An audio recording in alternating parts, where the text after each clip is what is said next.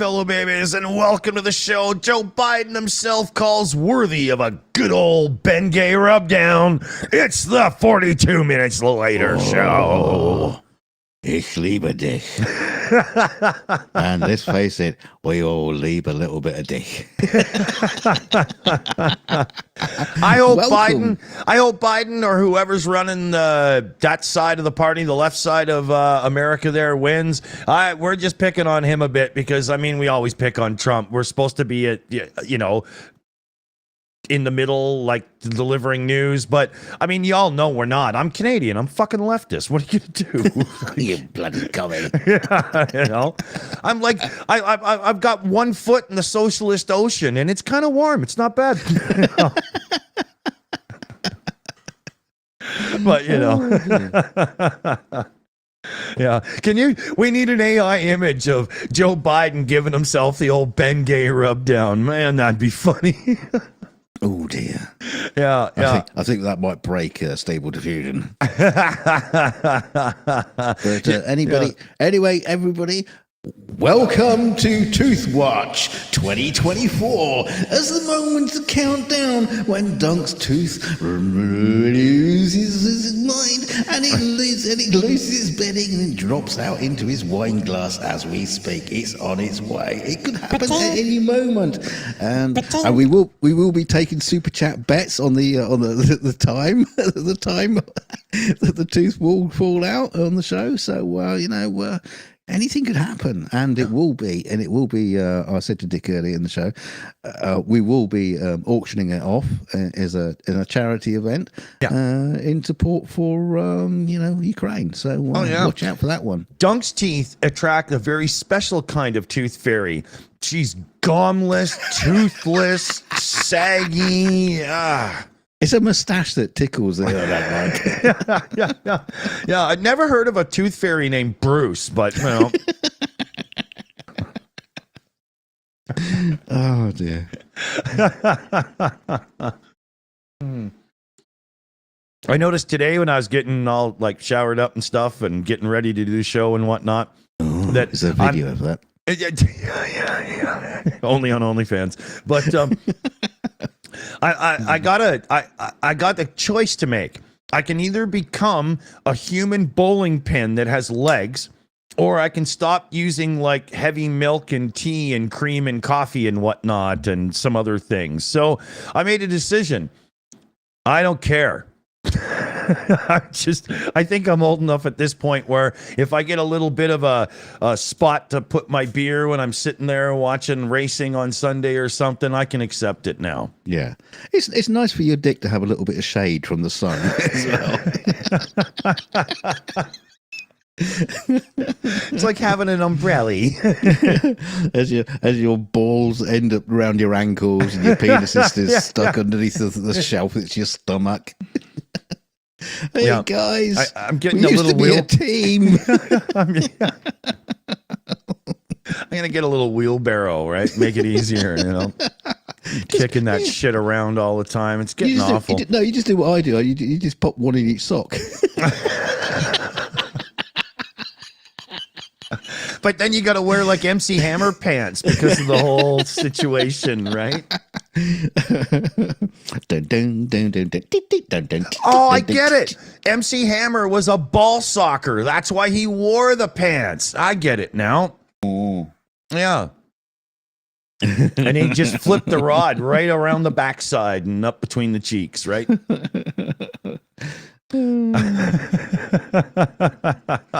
KK says, very middle-aged of me and support the decision. So yeah, I mean, I'm in my 50s. I don't care anymore, Kevin Woldridge in the chat. How about that British GP? I could turn the whole show into talking about that race. That was unbelievable. I'm so pissed off at McLaren for not putting the fucking mediums on Lando Norris, though. Damn it. Right, now press the button, please. Yeah, okay. Now for something completely different. And for the rest of the show, not Formula One racing. For the people that didn't watch. Yeah, yeah. And if you didn't, that's your loss. If you've never watched Formula One racing ever in your life, go and watch the last British Grand Prix. It was just epic racing. Unbelievable. We could be talking about the European Cup final thing that's happening. Is it tomorrow? UK is Britain is England, should I say, is playing Spain. I think it is. Is it tomorrow? I don't know. Don't care either. I love how you guys do this. You know, Jackie Stewart wins the World Drivers' Championship 3 times. Oh, good British bloke, right? You know. Oh no, it's England playing now. Yeah. No. That is specifically what it is. It's an England team because Scotland, Wales, and Ireland have their own teams. But yeah. But there's probably not. There's probably like half of them are like from the rest of the world anyway. Yeah.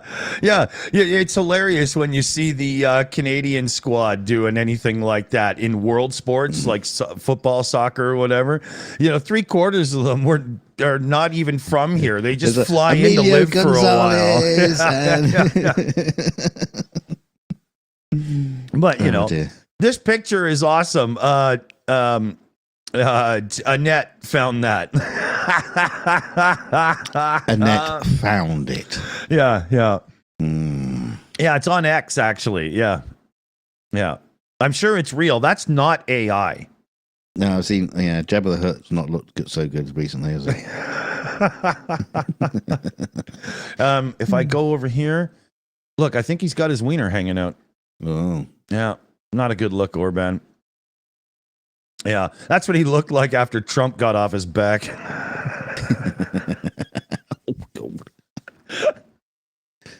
Oh, dear. So there's not like I can do to follow that. Yeah. Well, there's a thing I wanted to bring up. We keep hearing these record executives talk about, and some music artists as well, talk about how the industry's changed so much and there's nowhere near as much money to be made as there used to be unless you're like Taylor Swift or somebody, right? Yeah, right. And they always blame it on piracy and MP3 downloading or Flax or whatever you're downloading these days, August Vorbits or whatever, But PJ CNET in the chat and I had this conversation recently, and I say bullshit. People were dubbing from the radio back in the 70s with reel-to-reels. In the 80s, when the compact cassette tape really took off, late 70s, I guess, I was the king of dubbing my friends' stuff. I was dubbing my dad's albums. I had so many blank tapes copied of things, it's not funny. And yet, through the 70s and into the 80s, especially the 80s hair metal and metal scene and all that stuff, there was boatloads of money being made by everyone, the musicians, the roadies, the labels, and everything. And piracy ran amok through that era. And then we got the CDs, and I was dubbing CDs for people and dubbing their CDs, and I still had cassettes everywhere and the whole bit. And then what happened is it turned into MP3s, and all of a sudden digital downloading meant that the music industry was over and ruined. But we've been doing that all our lives. I call bullshit. It's greed. I can explain the one difference that it just explains the whole situation. Record shops. Remember the days when you used to go to the high street? Love going to the record shop and flipping through. And that's where money was being made.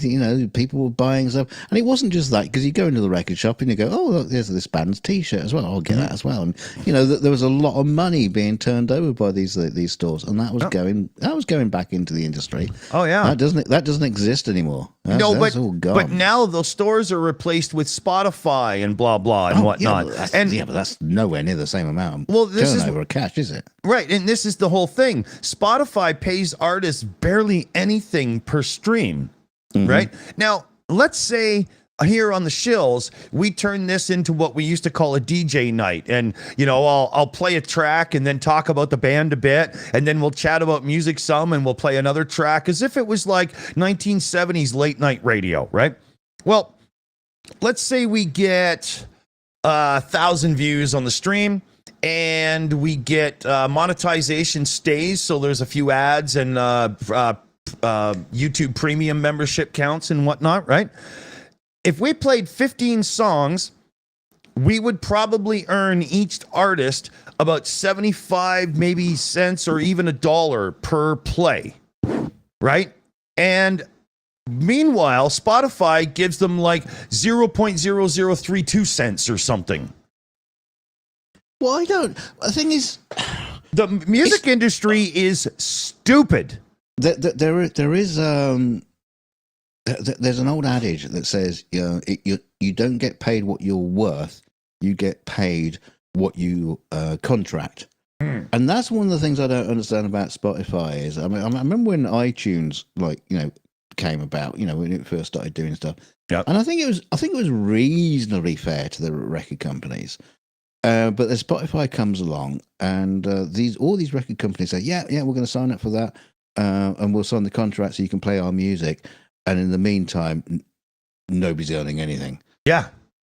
So it's kind of the record company's fault that they allowed this to happen. I totally agree. The record companies in the beginning of the digital age fighting against it because of piracy was the same thing they've done over and over and again. And they always lose. Pirates will pirate. There's nothing you can do about it. But instead, they lost the plot and we're like, well, what do we do now? And then Apple came along and they're like, oh, okay, that's a good idea. Fuck me, man.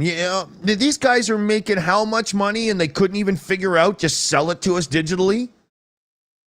Fairly? Yeah, and then what did they do? All that digital rights management crap they tried in the beginning that made it hell. And that was even another reason to say screw it and use Napster or go to the Pirate Bay or something to get your damn files, because it was, but you put that on your MP3 player. You can't play that on your computer until you transfer it. But get out of the way, you know?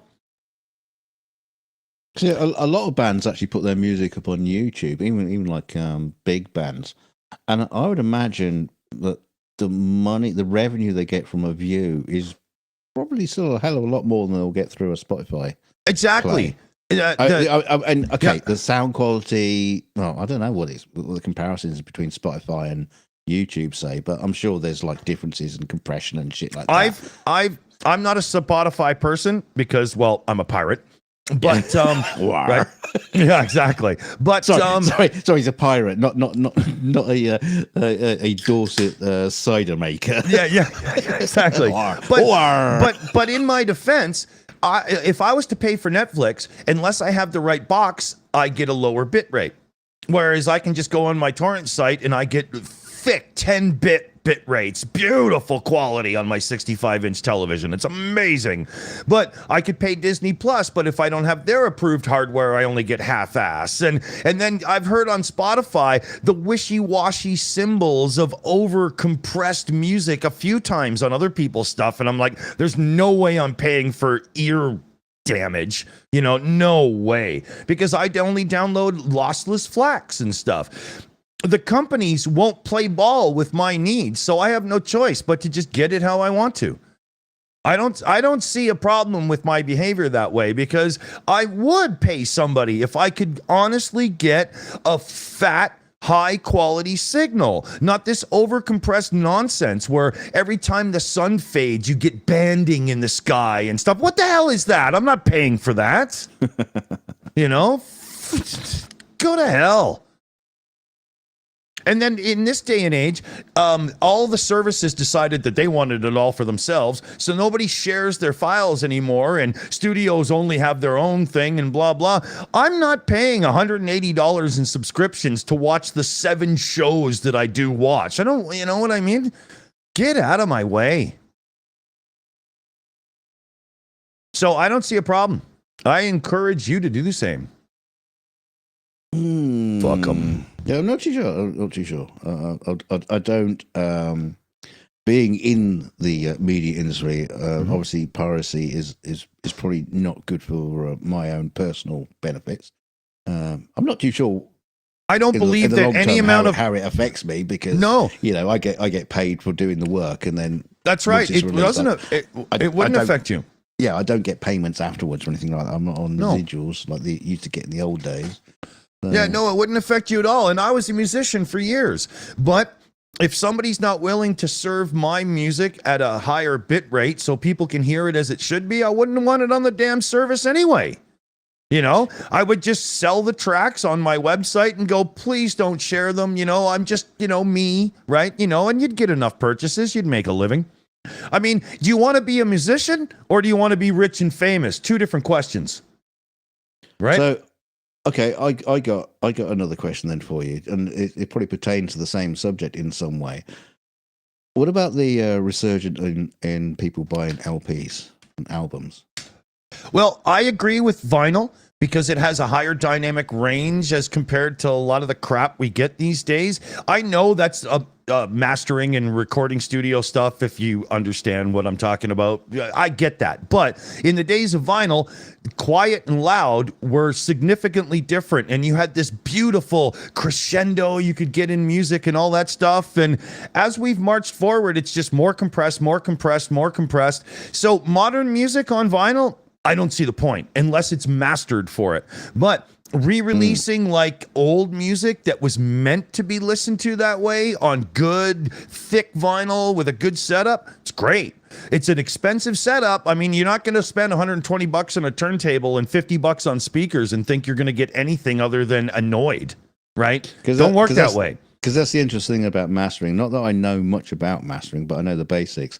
But in the days of recording vinyl and just say the old studio system, just you got the Beatles in there in the Apple Studio, and you're mastering their album, so you'd be mastering it so you can hear it, in its best fidelity on all kinds of substances. You listen to them in studio headphones, you listen to them on decent speakers, you check out all these different things that, to make sure it sounds good. Now, when they're mastering a track, they'll just stick it on YouTube and see what it sounds like.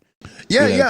Because that's where they're mastering to now, as opposed to the full dynamic range that you used to get. I know. I hate it. Like, why even mix music anymore when you're just slamming it all into the limiter at the top and go, they're done? It's awful. Like, I can only imagine the heartbreak somebody like Beethoven would feel listening to modern music production and would just like, what the hell are you people doing? The other interesting thing as well about MP3s, I remember downloading MP3s, years and years ago. So it's just like when the format was, well, even when the internet was young. And you'd be downloading MP3s of stuff that it's just like almost impossible to find anywhere. And somehow they've been uploaded to the internet, so you can download them. And the quality was fucking awful. It was akin to listening to a really bad FM radio, right, or even an AM slightly radio. mistuned. Yeah. Everything's just like slightly off, and it's a bit garbled and shit like that. But that's at the time was what we got. So now we're at this stage. I mean, I don't know what kind of bit depth it's like YouTube plays out, but do you not foresee a day when YouTube or some of these services will step up the game so you are getting FLAC style or high fidelity audio through their services? I'm surprised more haven't done it. There's Tidal. That Tidal, it was started by a bunch of musicians. They actually use a much higher quality audio, and because of it, more and more people are starting to put out higher fidelity versions of their recordings these days. It's coming back around, and some bands and artists are realizing that there's enough people like me out there that want proper music that it's happening. It's just that Tidal has such a limited selection that I wouldn't give them $1. This is why I bring up YouTube, because on YouTube there are there are some videos out there of high dynamic range video. That's right. And on most computers, you're not really going to tell the difference. It's really funny because on my screen on my MacBook really takes advantage of that. And even if you just see a thumbnail and you mouse over it, all of a sudden your screen just starts to flicker a little bit because it's going, oh, this is high dynamic range. Yeah. And it's all of a sudden things are just going boom right in your face. Yeah. And it's incredible. And sometimes you go, oh my God, that's too bright. I'm not you. Yeah. We're all like fucking vampires. It's like covering our eyes. Mm-hmm. But that's what I'm saying. YouTube are doing that in the video area. Maybe we'll start seeing that coming through on audio too. Yeah. Or would that just be like too much hard work and too much effort? You see, the bandwidth for HDR is unbelievable increase, where the bandwidth for higher quality audio is a fuck all compared. It's not a lot. I know. Not really. I know. And there are YouTubers out there, I know because of like a few threads I follow in Reddit, that are getting more and more, we want higher quality audio, especially some of the music people that are big. Like I know Rick Beato is screaming about it all the time, right? You know?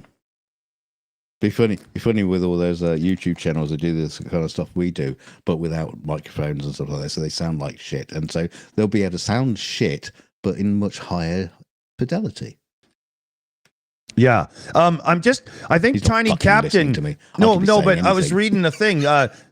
Tiny Captain says, "Hey Dawson, with the vinyl bash, I'm not on your side. I didn't bash vinyl at all. I have an excellent collection. I've got a great turntable and the whole bit. I think there's a miscommunication there. I love vinyl. I wouldn't waste my time getting a new Taylor Swift album on vinyl because there's no point." He prefers wearing PVC, right? But listen to Boston first album, that cool tune with the big keyboard intro and all that. What the hell's it called? Listen to that on Spotify, and you'll get sick to your stomach. Listen to it on proper vinyl, and you will just glorify at how unbelievable it sounds. Doesn't iTunes don't they run at like a high fidelity thing, especially the Apple Music? Aren't they running at like a super high fidelity audio? Well, Apple Music did AAC at first, which was better than MP3, but same bit rate. But then they had their lossless come in, and you can get Apple's lossless on iTunes, I think, or Music or whatever it's called these days, right? Yeah. You know, but I wouldn't know. I'm not subscribed to it because I know if you had like a music collection.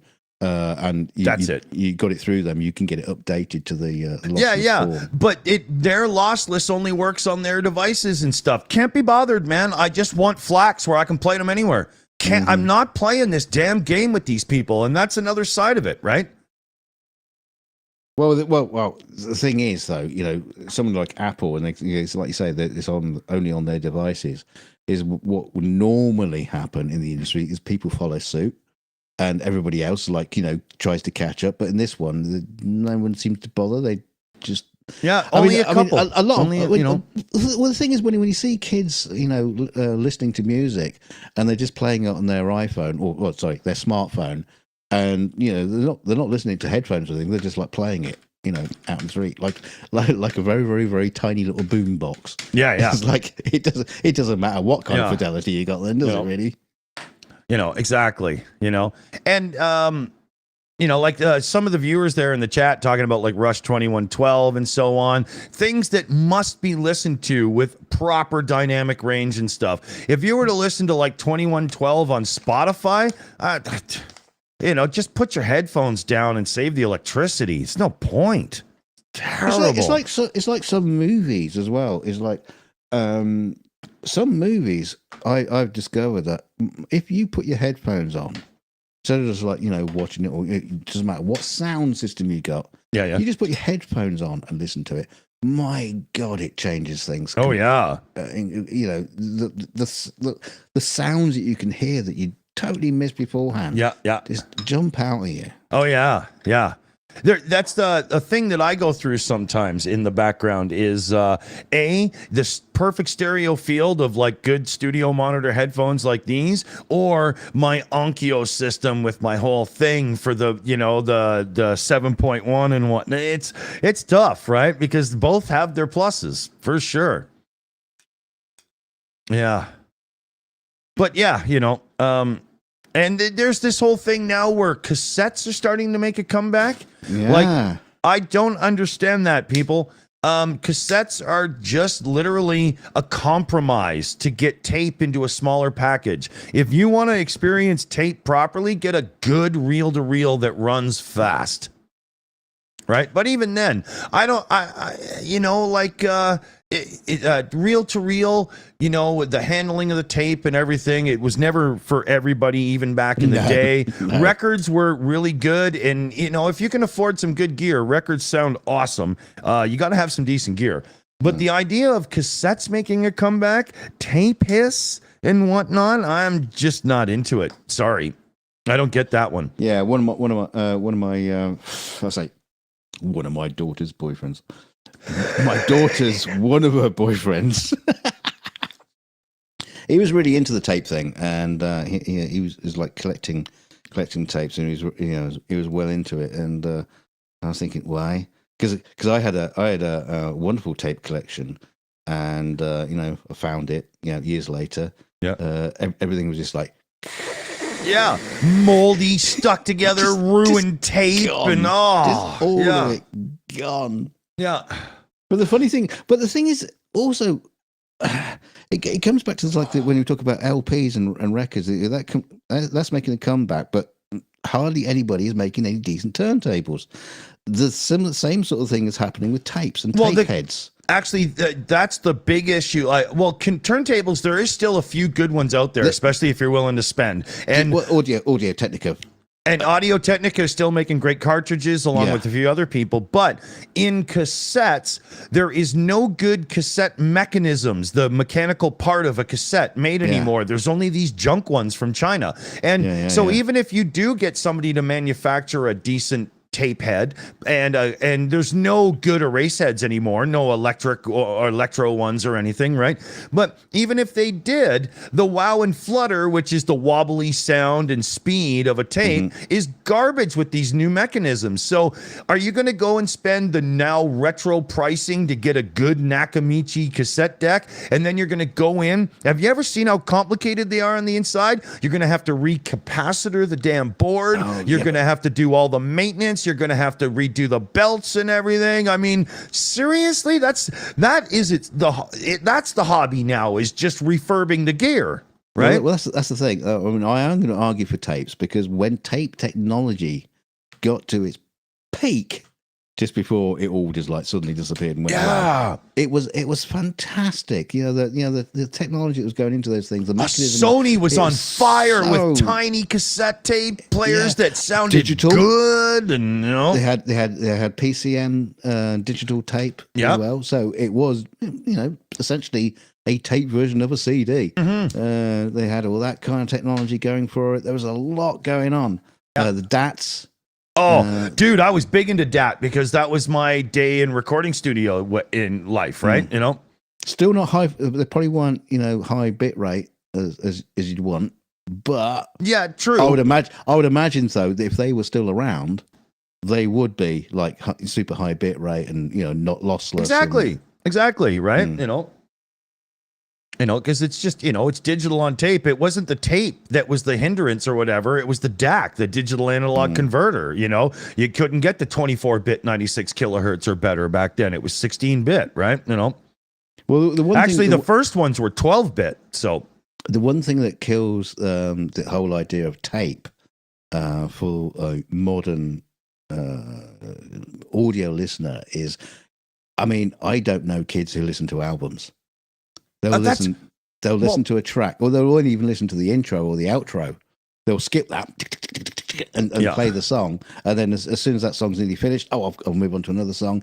Can you imagine doing that with a tape these days? I know. Hang on, I'm going to wind it forward. I'm reading the counter. But it just gives you a kind of a reference of. It's only if you remembered to reset it before you put the tape in. And it only gives you a vague idea of how far the tape goes. I don't even know what that counter was supposed to represent. Was it like miles of tape? What? Yeah, It yeah. meant nothing. Yeah. And so you'd have to just like whine for. I think you ended up at some point you had the like smart mechanisms that would like listen for the the quiet bit in between tracks, so it would pick it, so it would start on the next track. But yeah, no way you could just like kids just turn up with like a big box of tapes. Yeah, and go, yeah. Hey guys, let's listen to our music. And I'm just going to wind this forward for 5 minutes. Yeah. Talk amongst yourselves. Well, speaking of the tape counter, funny thing, great YouTube channel, Techmoan. He does all the old school formats and stuff. I love that guy. He did a review of a retro release boombox recently, and the tape counter was fake. You could, like the tape counter was just a digital like stopwatch that was going, and it wasn't really a tape counter, so it had no function at all, right? It was worthless. It was unbelievable. Why put it on? Why put it in there? Yeah, couldn't believe it. Brilliant. Yeah. I remember the tape counter was very important when it came to bootlegging old computer games for the 8-bit era, because you could put 3 or 4 games on a tape and you needed to know your tape counter marks, right? Oh yeah, okay, that makes sense. Yeah, they were important then. That was another thing with piracy, right? Oh my gosh, I think I had like 7 floppy disks that were from the store for my Atari ST, and I had like 300 that were downloaded from BBS sites, Wow. Oh yeah, I think I had every piece of software you could ever get for an ST and used maybe 20% of it. That was just tech hoarding, Well, the other thing as well, just like tape to tape stuff. Remember the days when games came on a tape. You just like dub it over. If you could get it, if you get the settings right, you can make a perfect copy. Yeah, if you didn't get it right, sometimes they kind of like made the masters or the sort of like the actual tape you got. They made the signal weak on purpose. They made it just good enough. To work, but try to make a copy of it. Yeah. I remember my father had an amazing high-end home stereo all my life, right? He was a big guy into that. It's part of what I got into it. But we had such an amazing set of cassette decks at the time. We originally, I think by the 80s, he had a couple of Sonys. I can't remember what it was.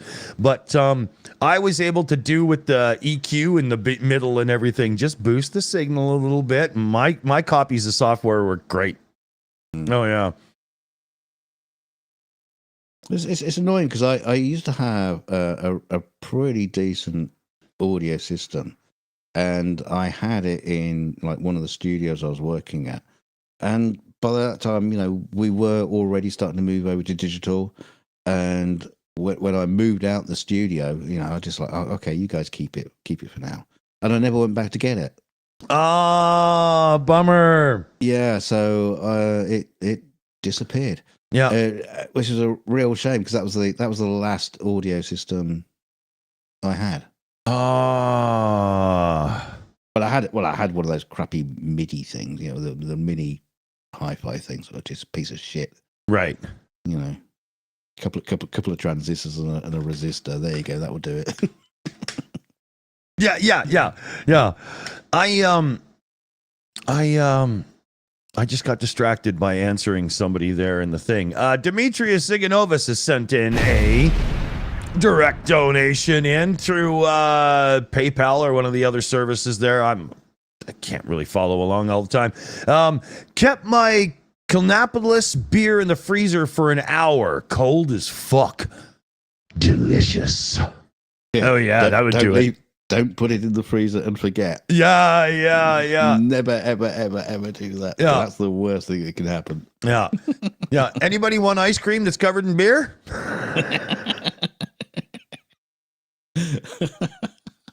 Awesome.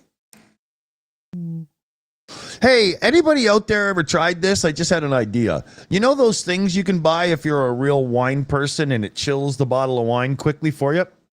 What's that? What do you mean? What? I don't know what they're called. It's just a Well, thing. you started it. You started the Yeah, conversation. you put the bottle. You come here with all this information. You got to fill it out. I don't drink wine. To me, it's just a hangover waiting to happen. Do It's awful. you mean like an ice? Do you mean like an ice bucket sort of thing? No, it's like an electric thing, and I think you put water in, and it super chills the water and swirls it around the bottle or something. I'm not really sure what goes on. Okay. Wine chiller, David N. Yeah. They do it super fast, as far as I understand. I mean, again, I'm not a wine drinker, right? But I wonder if that could be something I could just put by my desk, and I could just have a box of beer and just put one in, chill, and then we go, right? You know, You got a fish tank at the back there. Turn it into an Arctic fish tank. tropical And, fish don't work well in those conditions. penguins do. yeah, just little itty bitty ones. Chuck the fish out. Get those little plastic electric ones that just like swim around. Can anybody hook me up with pygmy penguins? Especially ones that like beer. I'm sure there's some very, very interesting bacteria in the Arctic you could, But grow make in friends with? Have beers with? Bonfires? Obviously, you'll have to name them. Oh my God. 7 million in. Okay.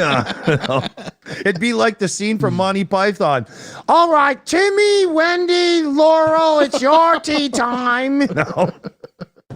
I'm going to sell you all to science. Yeah. If only the Catholic Church would let me put a little rubber thing on my cock, we wouldn't be in this position. Could you? Anytime. Yeah. Why don't you? Because I'm a Protestant. I can go down to Fred's store and say, you know what? Today I want a French tickler. Graham Chapman, one of the best, man. My God, that guy. I showed my son Monty Python when he was like 4 years old or something, and Graham Chapman is still one of his all-time heroes. I'm assuming you haven't shown him that scene.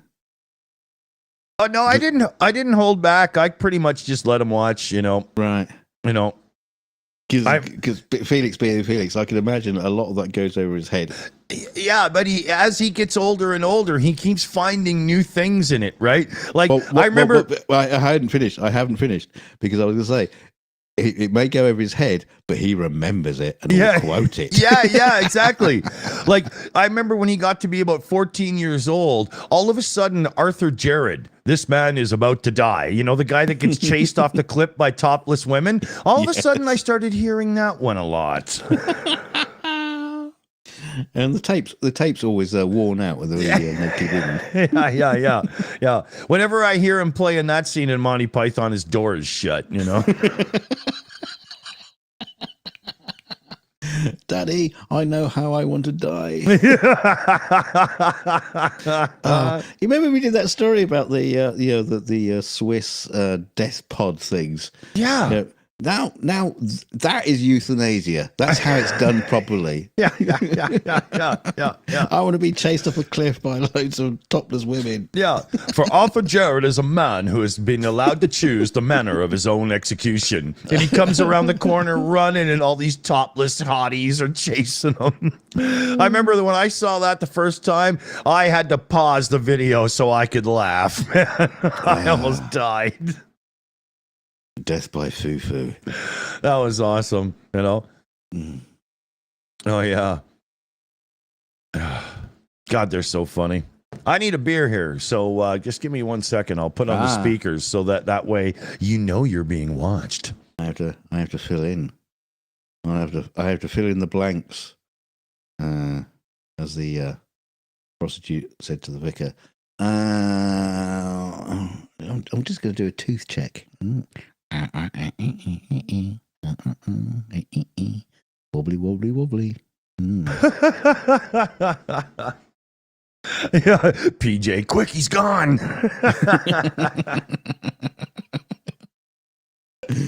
Fucker. Yeah. And now the show takeover. Oh, he's back. Hello and welcome to the middle of the show.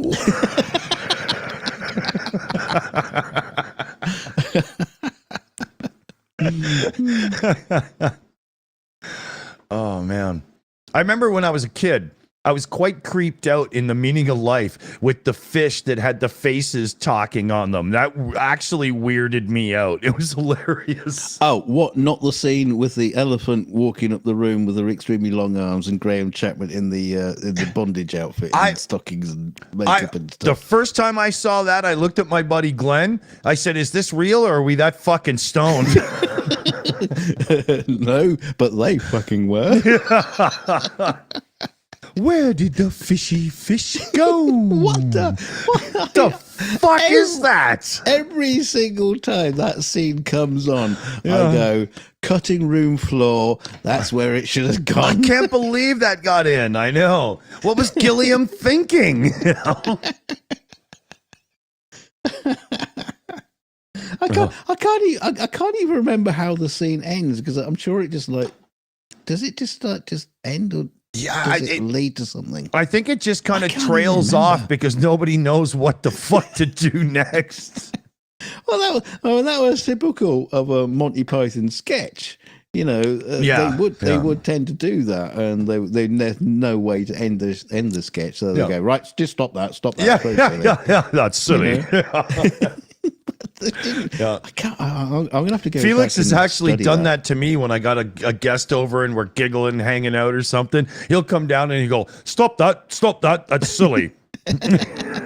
Even better if he came in uniform. Yeah, he did it when my new neighbor was over like 5 nights ago or whatever, and neighbor's like, and I'm like, no, he's doing Monty Python, man, it's a joke. You know. Oh dear. What do we got here? Hey, look at that, 42 minutes. That's the first show though. That's weird that I looked at the time right at then. Are you bored already? You're already looking at your clock?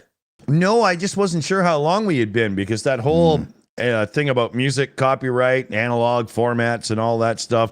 I lost total train of. I had no recollection of how long that blanked took. out. Yeah, exactly. He just went on a rant. That's it. Yeah, it's like I blacked out in a bar and beat the shit out of somebody in the bathroom or something. You know. I'm still not over this flu cold thing. I got medication I'm taking, and here I am having a couple of beers. I know how stupid that is, but, you know, stupid is as stupid does, as they say. Yeah. Yeah, you got a flu. You got to keep the body chilled. I got bigger issues. I ran out of fucking rolling papers. No. Yeah. Hang on. I'll email some through so you can... Wire me some papers, man. You can print them out. Yeah. And it's still like 41 Celsius outside. I really don't want to go out there. No, it'd be like it'd be like that scene in Terminator going to the door. You'll open the door and it'll be like, exactly. Yeah. Dr. Dre brand zigzags. I didn't know that was a thing. I use blue zigzags. I'm a traditionalist. I don't use those super thin papers. My callous guitar playing fingers, I can't even make them work.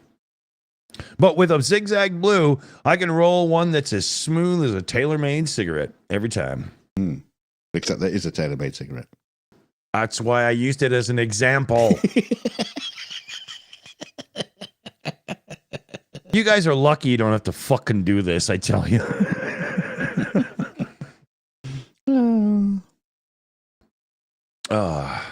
Red onions are cool, Renegade in the chat says. You know what? I prefer red onions on things over normal onions all the time.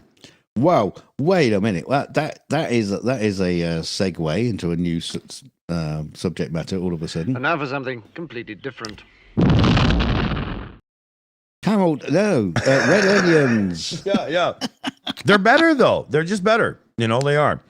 I don't know a lot about growing food and stuff. I'm not exactly a green thumb person. You see any plants behind me? You know what I mean?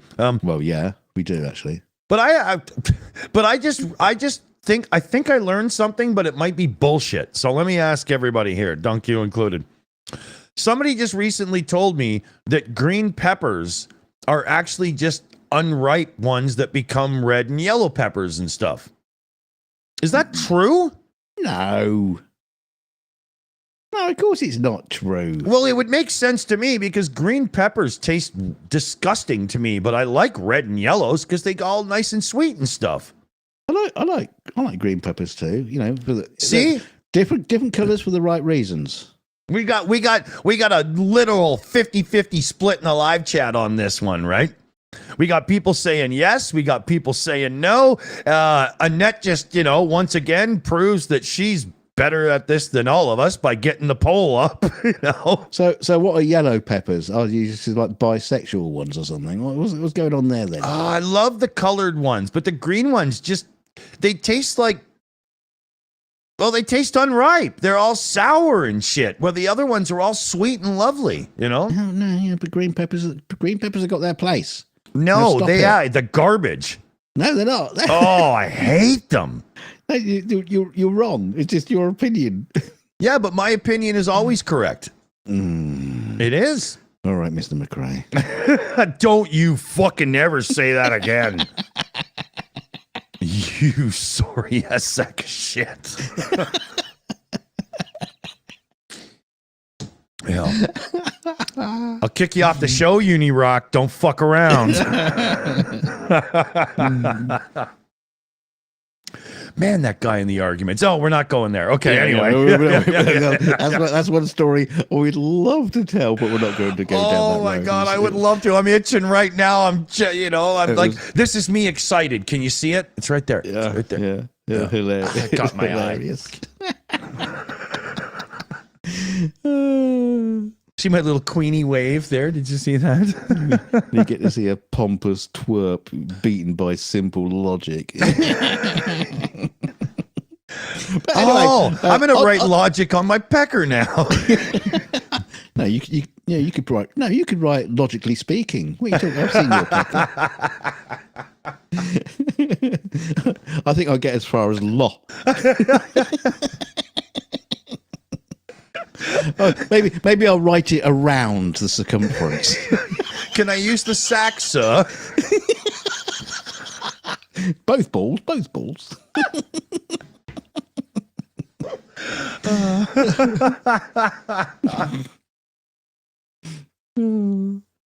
Yeah, and people wonder why we get demonetized every time we try to do this.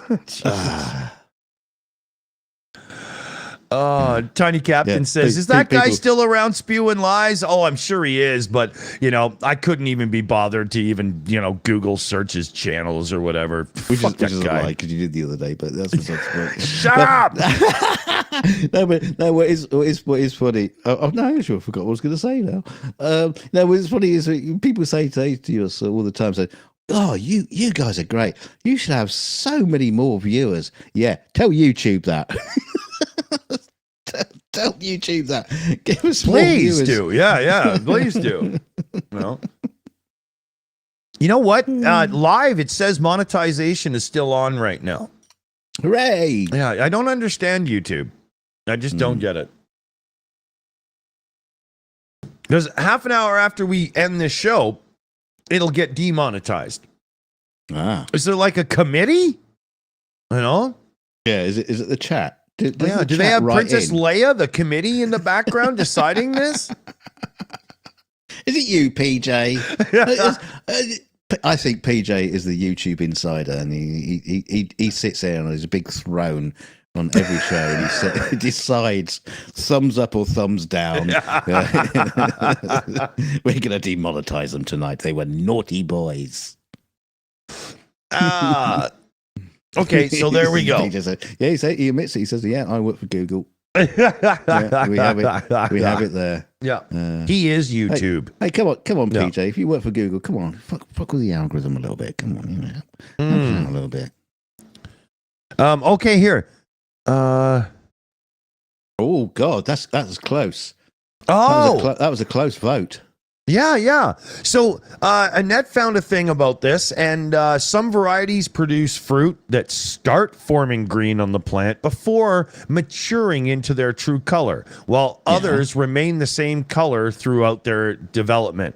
So I think therein lies the confusion, because you can grow things that are green first and then turn yellow, or you can just grow green ones.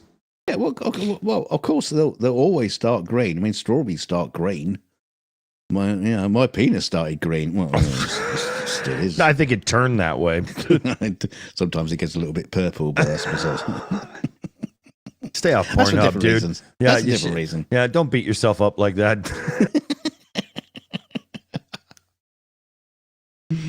I think it's got something to do with elastic bands. I'm not too sure, but So yeah, green peppers are green peppers.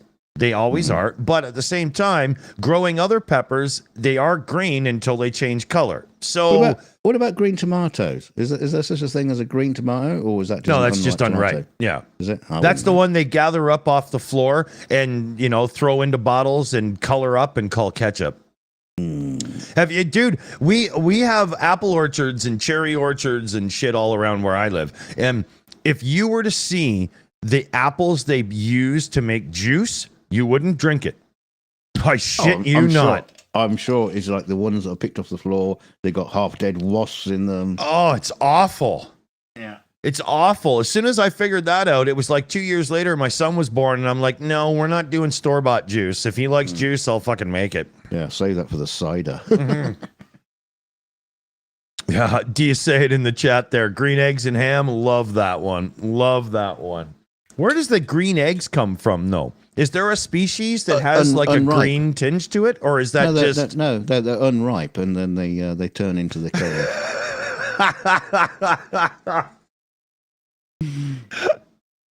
Oh man, So have you tried yet sitting on a steak trying to hatch it into a cow yet, or has that happened yet?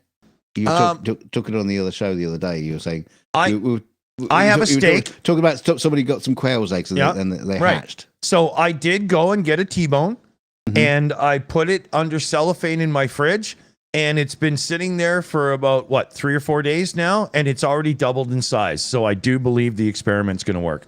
Is it going green yet? I should have myself a Jersey cow inside of about 1.5 years here. Well, I've been trying to hatch this tin of tuna for about a week now since we had that discussion, and it hurts.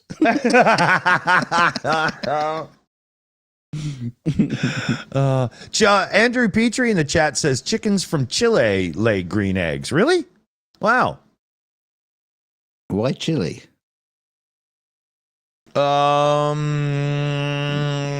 Dietary concerns? Do they eat the Maybe this is along peppers? the lines of why did dogs used to shit white and they don't anymore? Remember? So we're getting into science. Uh-oh. Dangerous territory for us. Hey, come on, that Nobel Prize is just on the horizon for us. Come on. The horizon's fake, the world's flat. Wouldn't that be great? This year the Nobel Prize goes to Doug and Dick for their work into white dog poo and the birthing of a cow from a steak. Yes.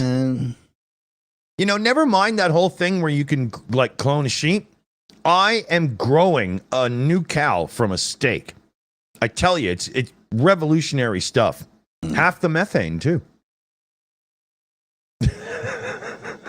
Well, you were in that program, talking to sheep, inseminating sheep, but you got into trouble about that, didn't you? Yeah, it turns out that's a touchy topic in some circles. Oh, at least he had a hook to hang his coat up. Yeah. You're not supposed to hold the syringe. You have to use a rod, freak. It reminds me of Clarkson's Farm when they have Dilwyn the vet over, and the first thing he does is rubber glove up and stuff his arm in, and I'm just watching the show going, oh, dear God, not again. It's just so wrong. Yeah, D say it in the chat. Just get a 3D printer and some meat tech, dude. Could you imagine? Well, I just 3D printed myself a cow. Let's try the milk.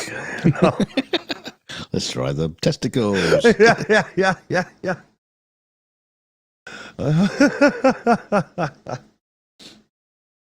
So, you just like grind up some mince meat, and just like just squirt it out into a tube into a cow shape. I used to have a relative that made mincemeat, and that's like one of those things you can in jar or something, right? If I remember correctly, there was never much, like, if any, meat in it. Oh yeah, that's minced meat. That's different to minced meat. Yeah, minced meat is different to minced meat. Oh, okay, yeah. I finally heard the difference on that one. Yeah, because I remember, I was like, it looks like cabbage that's just been drowned, you know? Yeah, I mean, don't get me wrong, because I was confused about that as well, because mince meat is a fairly like Scottish thing, because mince pies and all that kind of stuff. Yeah, a mince pie or a mince pie? No, a mince pie. No, I want a mince pie. Oh, you mean a mince pie? No, I want a mince pie with gravy. Oh, not a mince pie with cream. What are we talking about now? I'm lost. just give me an apple cake. An apple cake? Yeah, well, I don't know. I just made that up. Okay, I was going to say that's not right. I prefer chocolate. Carrot cake. Why waste a cake with carrots? No, I'm kidding, because I do actually like it. I love carrot cake. When I was a kid, I was like, carrot cake? But I want chocolate, right? I mean, it took me to about the age of about 35. Yeah, me too. Before I touched a carrot cake. Yeah. It's like, no way is that coming near my mouth. Yeah. Motherfucker, this is a trick, right? Exactly. Yeah. Your parents have been trying to teach you, try to encourage you to eat, vegetables and shit. Oh, I know. Well, sneak it into a cake, cheeky bastards. Yeah. No. And, PJ in the chat says cheesecake's another. I remember the first time somebody said I was going to get cheesecake, I was expecting like a massive mini Baby Bell, right? Just, one of those wax cheese wheels, and we would all just have a slice of cheese. Or what we normally call a cheesecake, pizza. Yeah.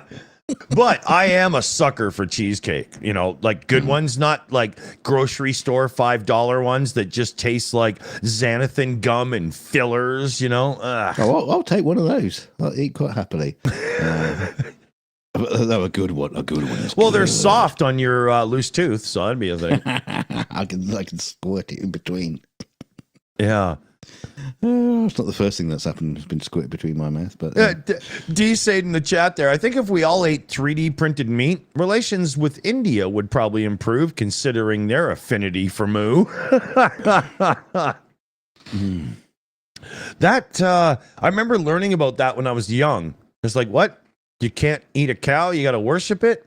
But I do that like 4 days a week, man. And, the whole milk and, that was weird. I thought, now that I'm older, I don't, judge people like I did when I was a child, right? You do your own thing. But I remember I was shocked. I was like, what else is there?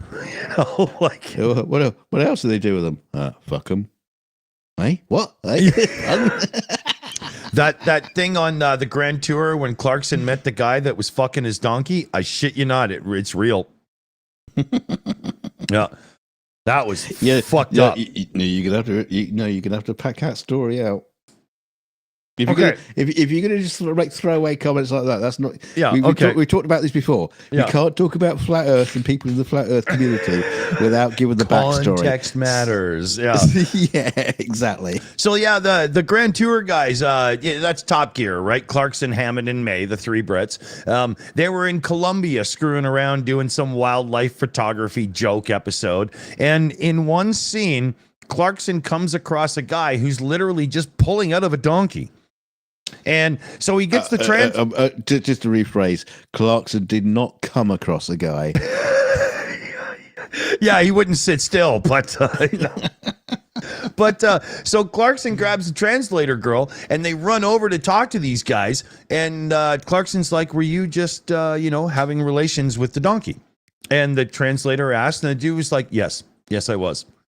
And there's other dudes sitting there, right? And they're like, "And have you all done this as well?" "Oh yeah." And is that a male or a female donkey? No, of course, it's a female donkey. And Clarkson looks at the camera and he goes, yeah, because a male one would be weird. The fuck, man? Wow. I'd love to have seen the pimp. Yeah. Yeah. But you want a pretty one? Yeah. That costs extra. But it was a great episode at the end because they had to find hippopotamus in Colombia. And they actually did because what's his name? The drug lord had shipped in hippopotamus and made a lake and stuff. And there's hippopotamus in Colombia, right? Yeah. Yeah. They've turned into a problem over there, apparently. Yeah. They're actually. Well, he brought in a breeding pair, right? Yeah. They're actually surviving pretty well. Yeah. Once they've got off the cocaine and everything. I mean, you've seen those nostrils. Those nostrils are made for snorting cocaine. Oh man, 20 grand in a line. Mind you, talking about hippopotamuses, I fucking hate them because they got better teeth than me. I remember we went to the Calgary Zoo with my son Felix when he was like 4 years old, and they have a whole huge hippo thing, and there's glass, and you can see them underwater and everything. And he would not leave. He just stood there for like 25 minutes watching them in awe. And then he found the zebra pen, and that was it. That was the rest of the day. He wouldn't leave the zebras. Zebras were his favorite. And he just wouldn't leave. And it's really hot. There's no shade. And I'm just like, come on, dude, let's get a drink. Nope. Finally, I just had to pick him up. I'm like, dude, come on. And I had to bring him right back to the zebras, man. He was pissed. Was he watching the zebras with bloodlust? Yeah. No, he loved them. Oh, yeah. Was he scraping his foot across the ground? Yeah, he at one point he had 27 of the toy plastic zebras in the house. It was crazy. Every time we went to the store, if they had plastic animals, he had to find a zebra and buy it. He was like Doug DeMuro buying those yellow Porsche Carrera GT cars all over the world. That guy must be on the spectrum. You find that with a lot of people, though. A lot of people have an affinity for a certain animal. Because I mean, how many times have you gone around to like some auntie's house or some little old lady, or Annette's house, and have they got like a collection of whatever, I'm into chipmunks, or dolphins. It's dolphins. Yeah. Kelly, it's elephants. Her mum, it's giraffes. I'm a raccoon kind of guy. Yeah, I'm not too sure what I am. Slug. Yeah. Does it talk? Yeah. I collect amoebas. Oh, I know what I collect. Dust. Oh, yeah. That's a great excuse for not getting up and doing anything. You sit still for so well and for so long that I wouldn't doubt you're dusty right now. Oh, I dare not move. Kids come home, dust them off. How you doing, Pops?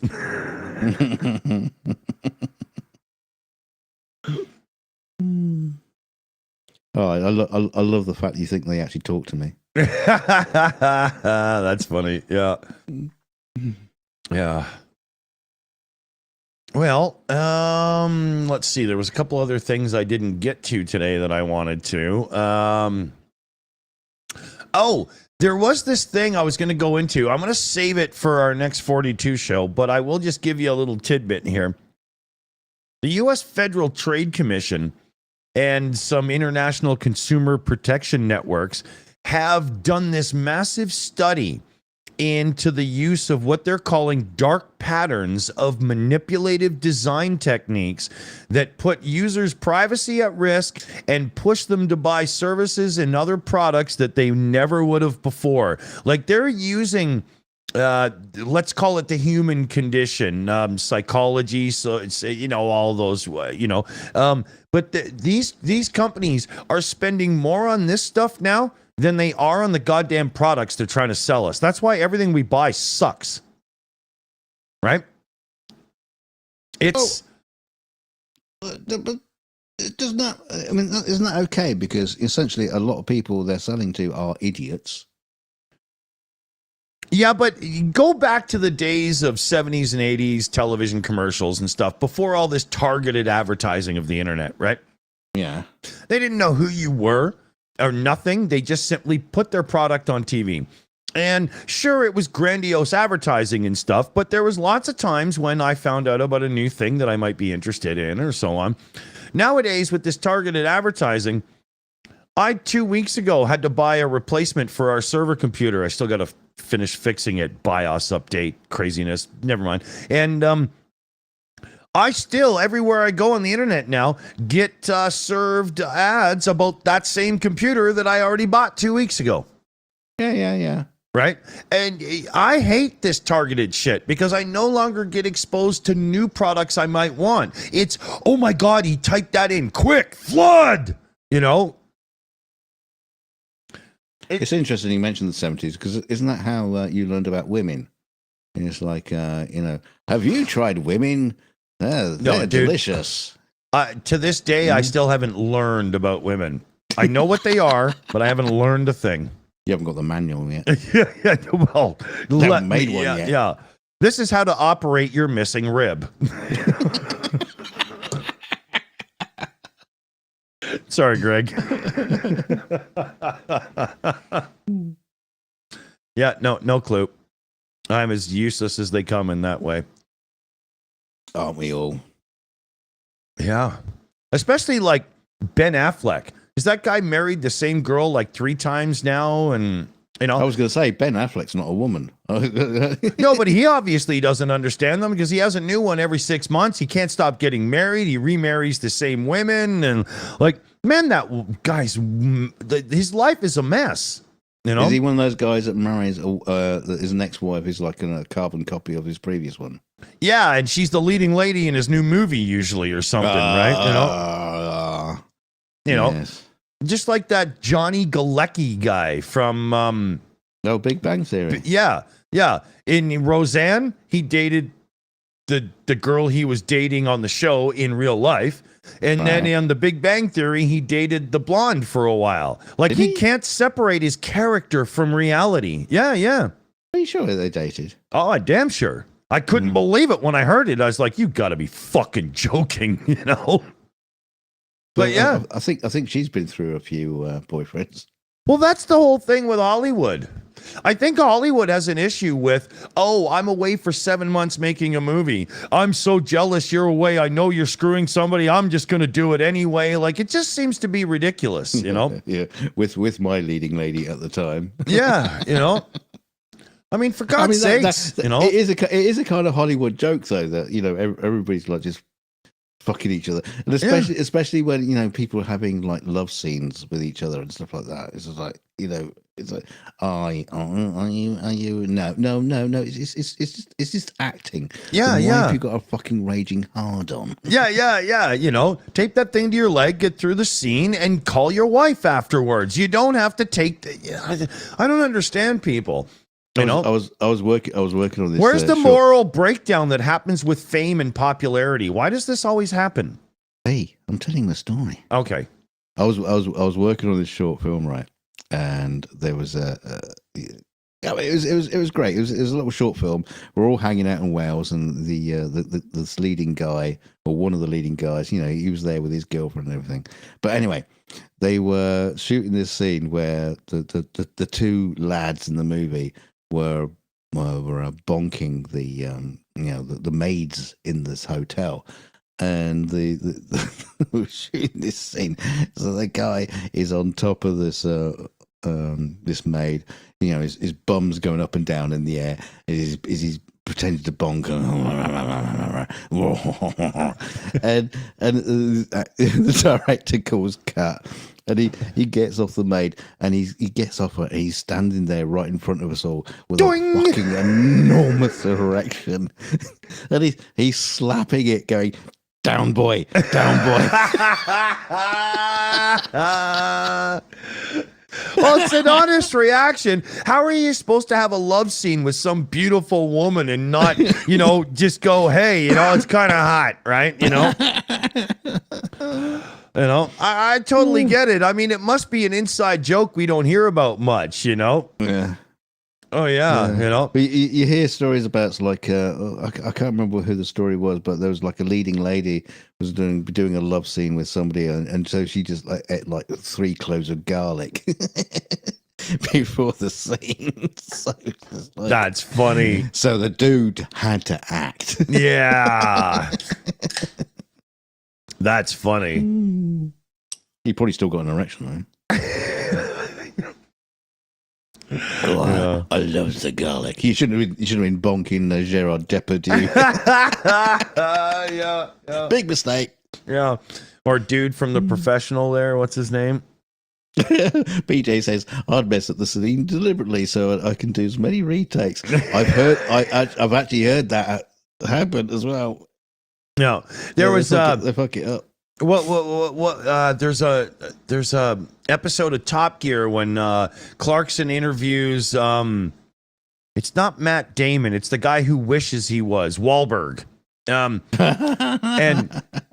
he says, well, in your new movie, there you got this beautiful co-star, and there's no sex scene. Like, what the hell's wrong with you? And the dude says, and he points because the director of the movie's in the audience. You see, that's another scene we could have filmed that would have ended up on the cutting room floor, but we could have filmed it.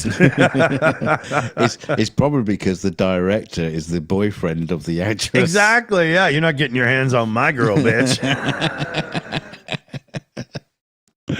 That must be an awful, terrible thing to be the director of a movie doing a love scene, and that's your girlfriend. Yeah.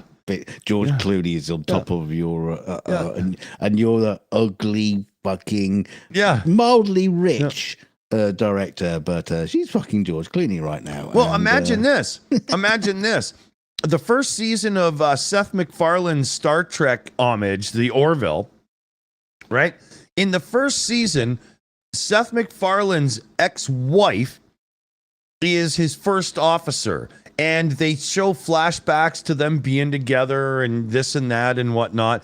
But she's actually with the dude who pilots the ship. So he's on set watching them, have a few love scenes, right?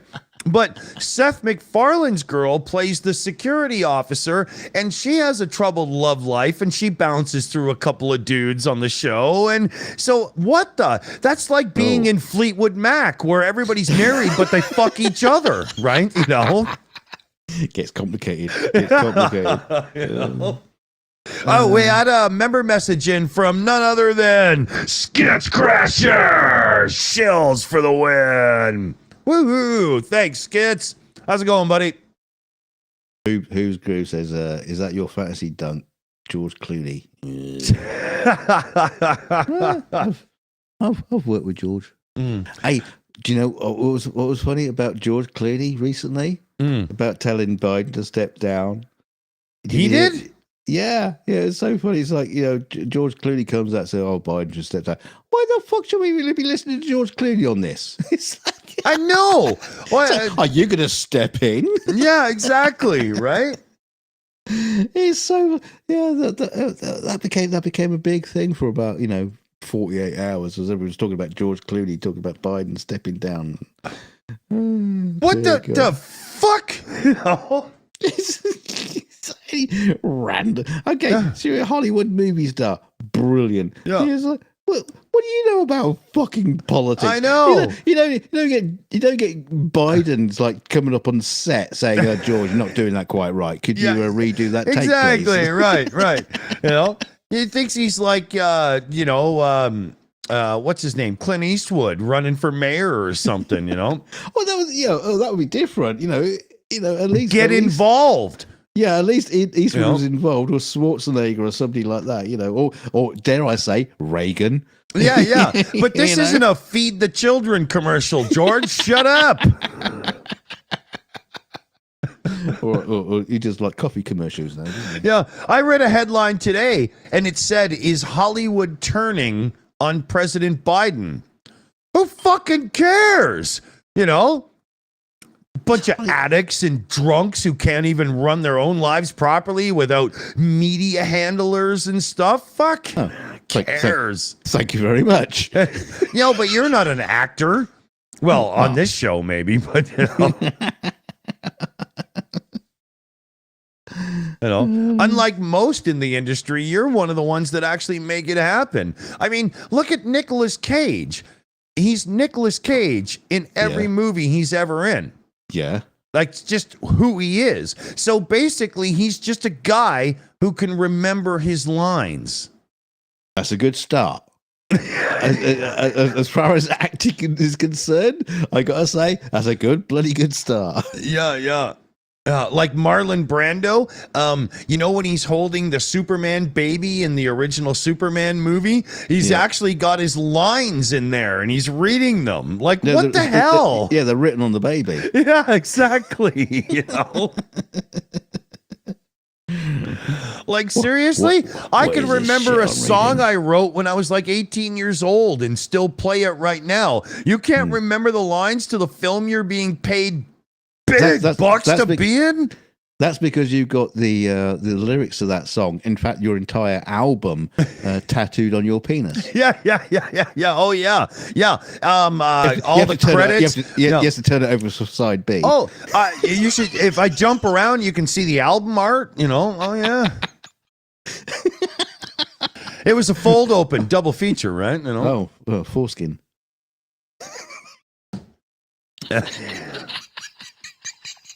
Dear God. Hey, it's a collector's item now, I've heard. Yeah.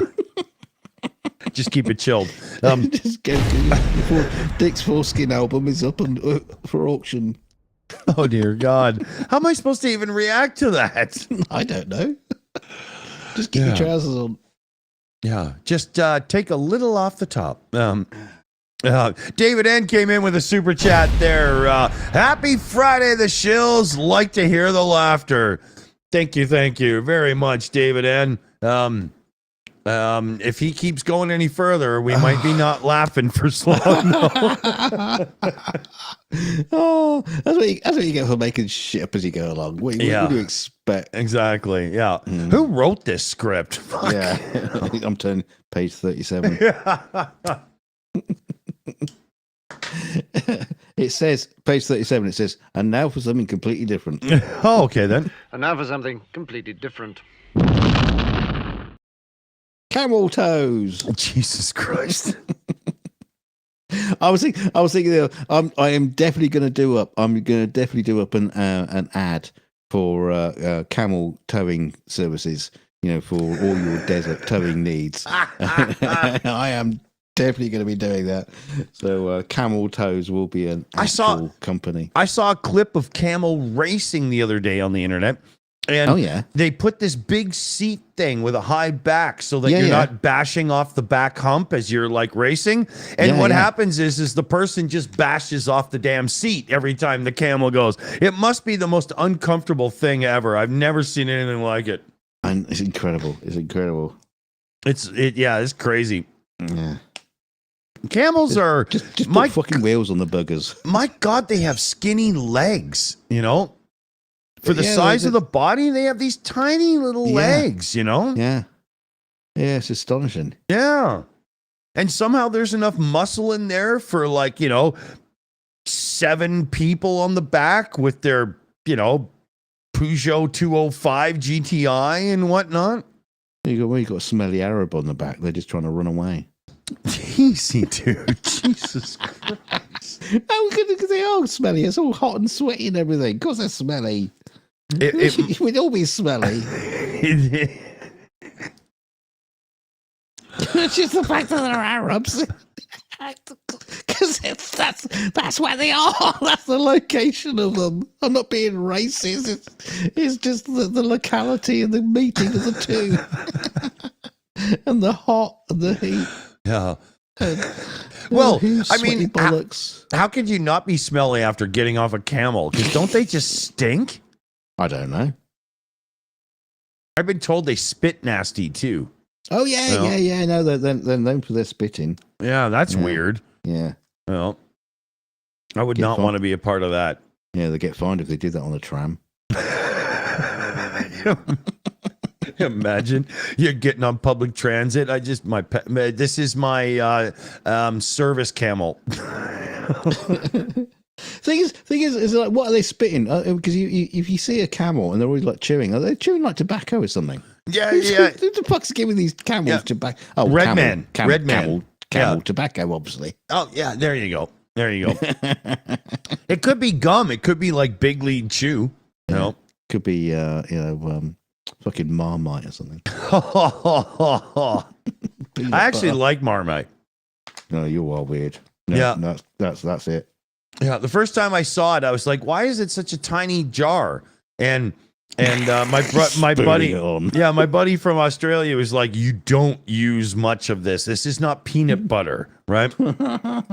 So he did me up an English muffin with a little bit of Marmite on it, or was it Vegemite? Can't remember because I like either one. I don't really, you know. They're very different. I know they are, but I like them both. You will cause war between Canada and Australia if you don't define the two are completely different. Yeah, well, they are, but I still enjoy them both. And but yeah, he wasn't wrong. It's a thin scrape, and then it's a neat thing. But if you put a little bit too much on, that's Yeah, you know. it's like skid marks on your underwear. You can get with a thin scrape, but if it's like We live in different worlds, dude. I'm just not playing on that one. No. It's like Andrew Dice Clay said once. Yeah, you know, chick's laying on the bed. She's like, he's in black socks with white boxer shorts with skid marks, and I'm supposed to fuck him. You know? I mean, I think the trap. I think the chat can understand that I'm continually laying these little traps, like little tiger traps. As we call them, dick traps. Dick to fall into a conversation that he doesn't want to have. Yeah, but I have to play along because that's what we do, and I think most of the chat knows that. You won't. You know, trying not to. You know. Do your balls hang low? Do they wobble to and fro? Or that's ears, right? Oh, whatever. Fuck, these things get confusing. It's hard to keep up. It's not my fault. It is. It You know? is. It is. Yeah. It's not your fault at all. I blame our team for not keeping you together. Oh, really? Mm. There's not a person on this planet that could help keep me together, man. You fucking out of your mind. You're like a little Lego minifigure. Yeah, with hair. They never did a long-haired hippie or a metalhead Lego figure, did they? They always had that side sure? part that was like from the Brady Bunch, you know? Are you sure about that? I mean, it is Not that I know. 2024. I bet you've got a long-haired hippie by now. Does he come with a little tube of patchouli so you don't have to fucking smell him?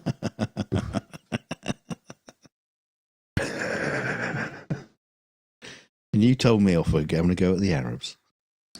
There, you know, Shane in the chat says Lego Dick Dawson. Funny enough, we found once a Lego figurine picture on the internet. I'll see if I can find it. That looks almost like my avatar. Not me, but my avatar. It was really close, too. It was really funny. Nobody's seen your avatar for about like 2 years now, so nobody knows that. Are you kidding? All I have to do is say hi in the chat, and they'll see it right now. Hell is wrong with you? Oh, that's tiny. Yeah, that's tiny. true. It's Yeah. like a little dot. That's true. Yeah, you know.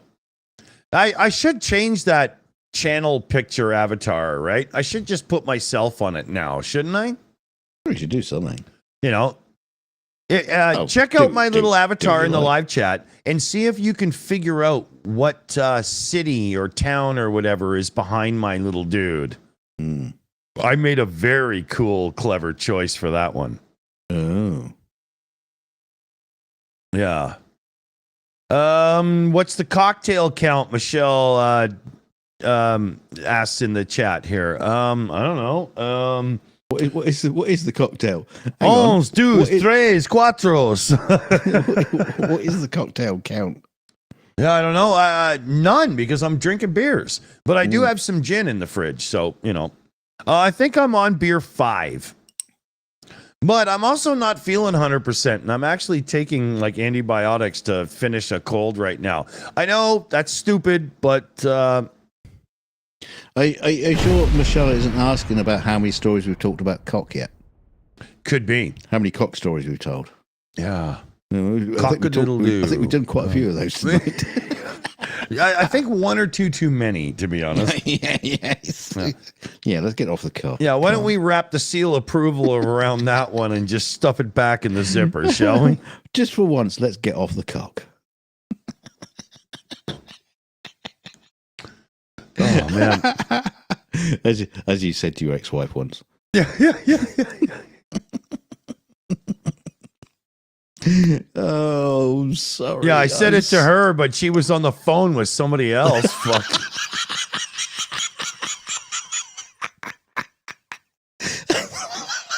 I'm trying to have a serious conversation with you. Please, can you get off the cock? Yeah. Grandma. Shit. So why has nobody gone and got me rollies yet? Damn it, this is becoming a problem.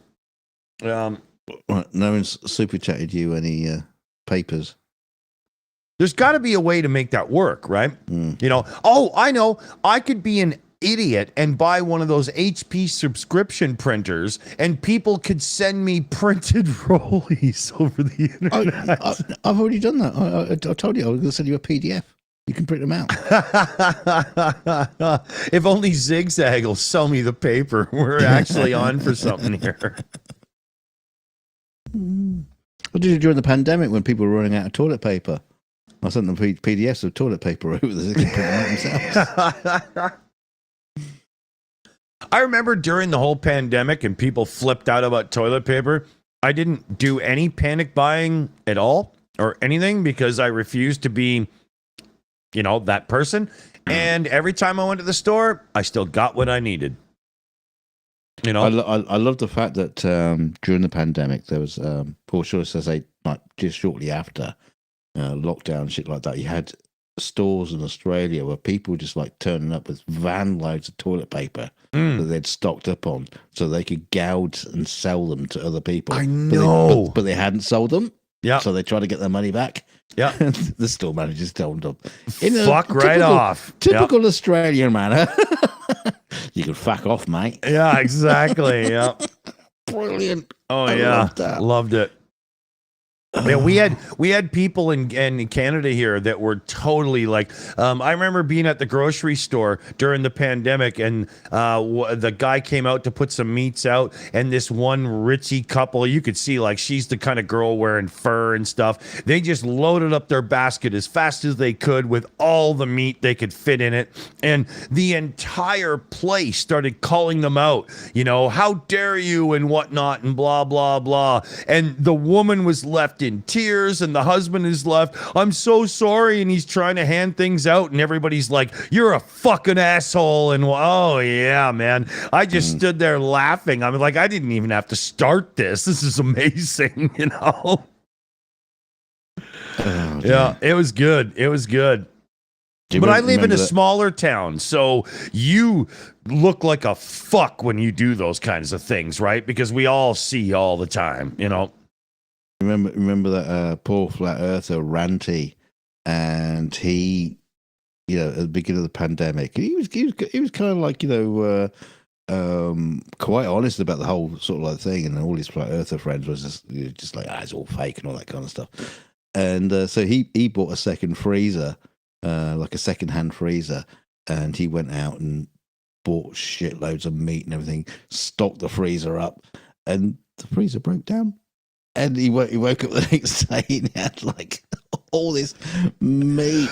Just like, I'm going to have to either chuck it on the barbecue right now or just throw it Yeah. away. Yeah, you might as well invite the whole neighborhood over for a fucking party. Yeah, right? he must have lost, like near on 1,000 Yeah. pounds worth of meat. Dude, good meats like T-bones and whatnot. Like, I mean, up here we're paying $17 for a decent one, right? You add it up, that's only one steak, right? You know?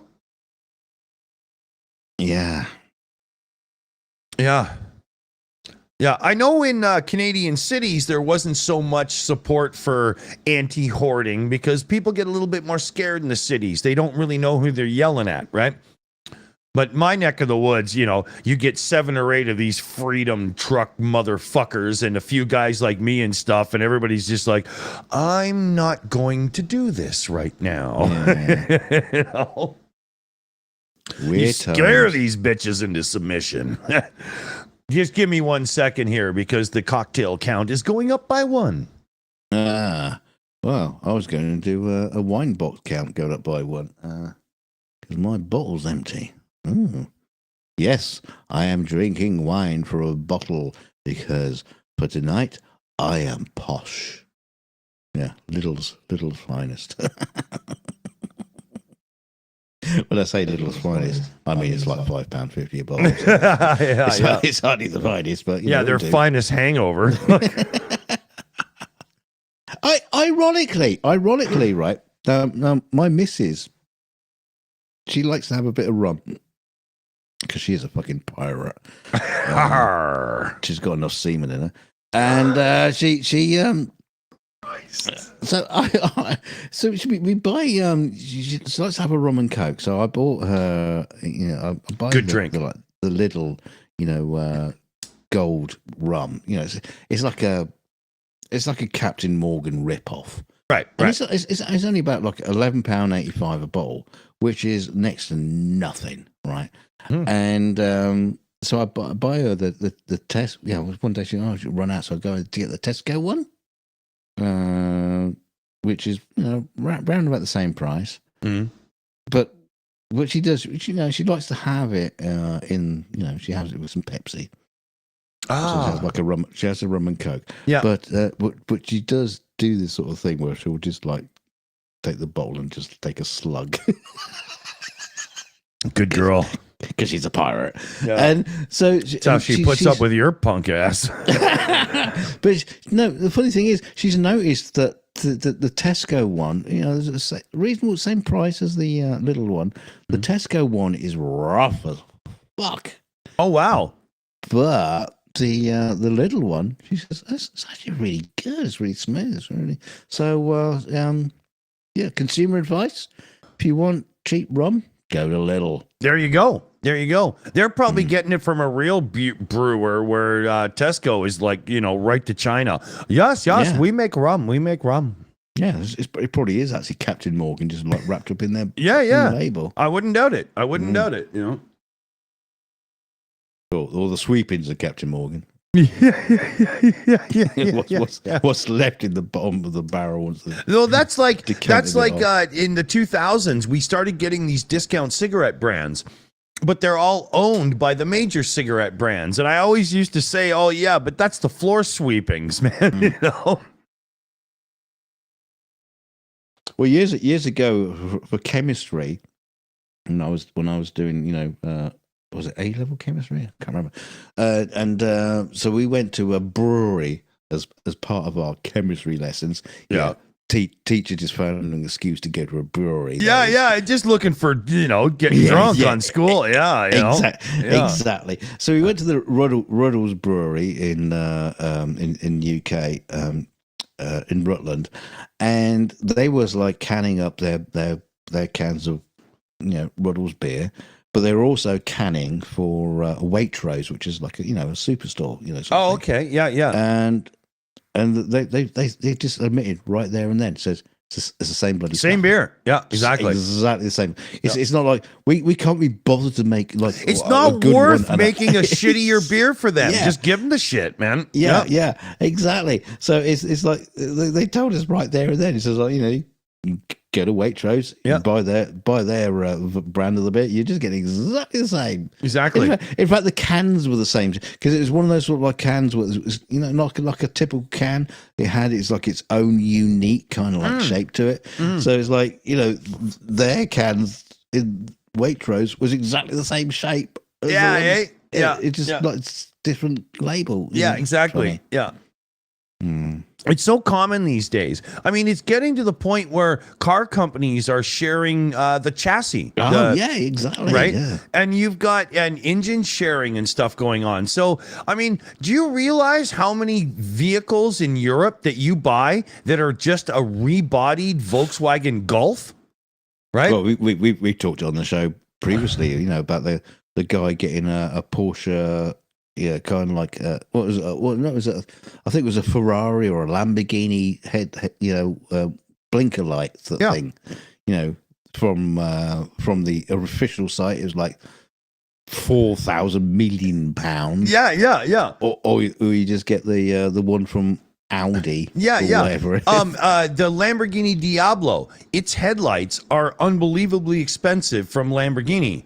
But they are just the Nissan 300Z headlights with a strip of carbon fiber hiding the Nissan in the glass of the headlight. Right? There's all kinds of stories like that. It's unbelievable. I get annoyed with the my car's more expensive, so you're going to pay $700 for my starter versus, $120 for an AC Delco GM one or whatever. It's a starter. We are buying the extreme sports cars for the engineering and the build and everything and the handmade and all that stuff. You don't have to overcharge me on the fucking starter afterwards, right? I hate being treated like an open wallet that somebody can just grab from. Can't stand it. Well, PJ in the chat was saying, a friend of his bought a new washing machine and recently found out most washing machines are just using the same parts. Yeah, they are. Yeah, they are. I got a buddy who works at like one of those washer dryer appliance repair places in town here. And when you look up, I've got a Kenmore and the belt went or the motor went or something, it's more expensive than Maytag or blah, blah, blah. But if you start looking into it a bit more and cross-reference the part numbers, it's all the same shit, man. Yeah. Yeah. What we're paying for now is design, right? And sometimes the user interface, which almost always sucks these days. My dryer is a really new LG one, all kinds of digital controls. And yet I have to push more buttons and do more things than I did on my dryer 20 years ago to get it to do the same fucking thing. How is that progress? But it will play you a lovely little song when it's done. Oh, and it always beeps nice when I hit the buttons, but half the time the button doesn't register because the goddamn shit behind it is so bad that it doesn't, it's like trying to use a TI-99 4A computer to, surf the internet. It's so bad. Or like these car things. Car interfaces, right? The touchscreen and all that bullshit we all have to have nowadays. Number one, I can't stand this new trend that we've had for years where the touchscreen stands out like an iPad that's been stuck to the dash. Why isn't it integrated? Why does it have to stand out like that? I hate it. It does look a bit weird. It's an afterthought. And we've been dealing with this for years. And now they've trained us to go, ooh, that's cool. It's not cool. Go look at the dashboard of something from the 60s and shit and whatnot. That is beautiful, elegant. 70s and 80s. Even Dodge put out a couple of good ones, and that's a Hail Mary on its own, right? Right? But, and this whole thing, it's why aren't they integrated? But what happens is these car models are produced or planned years in advance. So by the time they come on the market, the software has been updated a bunch of times, but the hardware hasn't. So you swipe on your car dash and it has a lag and it never reacts instantly and it kind of sucks. And meanwhile, you got an iPad at home that reacts instantly, blah, blah, blah.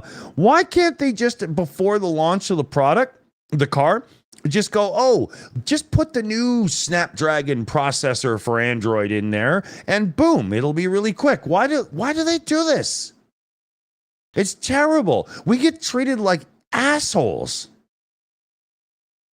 They must know you. I think it's personal. Yeah. You know, at this point it is. But it's like, dude, I didn't know she was married. You gotta let it go. All right. I didn't know she was your wife. Yeah, exactly. You know, I said, who's your master? And she said, you for 3 hours. I was good. You know, He was just acting. yeah. I thought it was Game of Thrones cosplay. I don't know. You know, like I can see you going to a cosplay thing. can you imagine? That would be hilarious. It'd be, oh. Yeah, what are you cosplaying? A 70s burnout. Oh, okay. Yeah. Well done. It'd be like, sending Triumph the insulting comic dog. Right. You can have a rant about something for a minute while I go and get a top up. All right. So, Dunk is going to visit the throne of wine and what it brings. We should celebrate alcohol in general because it's awesome, it's amazing, and it's terrible and awful all at the same time. It brings people together, it pushes them apart, it makes us happy, it makes us angry, it makes us sad, and it makes us lustful all at the same time. It is everything to everyone and nothing to no one all at the same time. God love fermentation. Is that about right? I think I got that.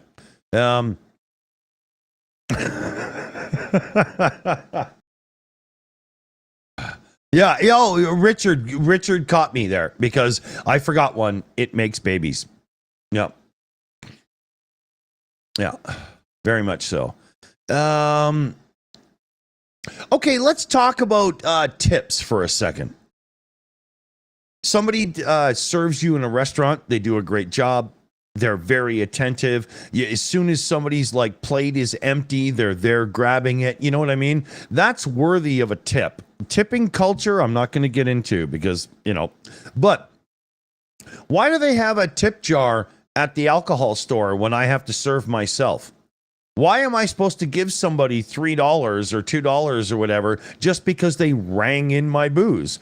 Why do I tip somebody at a bar for serving me a drink when I don't tip the coffee girl or boy or whatever who serves me a drink? Why do people at McDonald's don't get a tip and others do? And it's a really screwed up thing. I do believe, okay, I said I wasn't going to get into tipping culture, but okay, here we go. The restaurant industry, hospitality industry, and so on rely on tips so much that people get paid dog shit, and we are supposed to make up the extra. That shouldn't be an obligation. It should be for us to decide if they were worthy of a little extra, but they should still be paid well enough to have a life. I hate that part of it. Right? Hey, MJ says, depends on the base pay. I wish that wasn't the case because everybody deserves a wage that is a ticket to an actual life. It shouldn't be up to the public to chip you more to make it a worthy job. The extra should be extra. You should be okay without them. Right?